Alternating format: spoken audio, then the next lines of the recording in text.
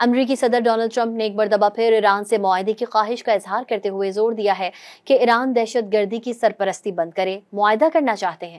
قطر کے نشریاتی ادارے الجزیرہ کے مطابق ریاض میں گلف سمٹ سے خطاب کرتے ہوئے امریکی صدر ڈونلڈ ٹرمپ نے کہا کہ خلیجی ممالک ایک مستحکم، پرامن اور خوشحال مشرق وسطیٰ کی تشکیل میں پیش ہے۔ انہیں کہنا پڑے گا کہ انہوں نے بے پناہ ترقی دیکھی ہے، یہ واقعی حیرت انگیز ہے۔ انہوں نے یہاں مثالی یکجہتی اور دوستی بھی دیکھی۔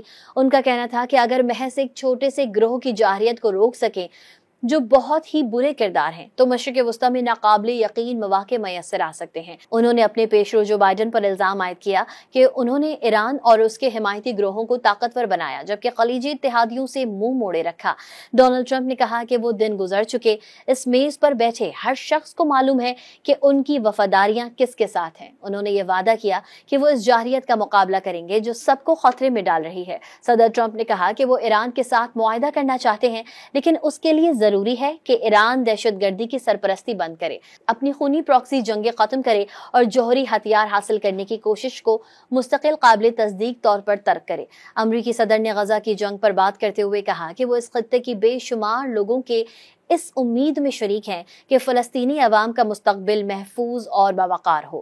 تاہم انہوں نے غزہ کے رہنماؤں پر تنقید کرتے ہوئے کہا کہ معصوم لوگوں پر ان کے حملے اس ترقی کی راہ میں رکاوٹ بنے ہوئے ہیں۔ صدر ٹرمپ نے کہا کہ تمام قومیتوں کے یرغمالیوں کو رہا کیا جانا چاہیے اور انہیں لگتا ہے کہ یہ جلد ہوگا۔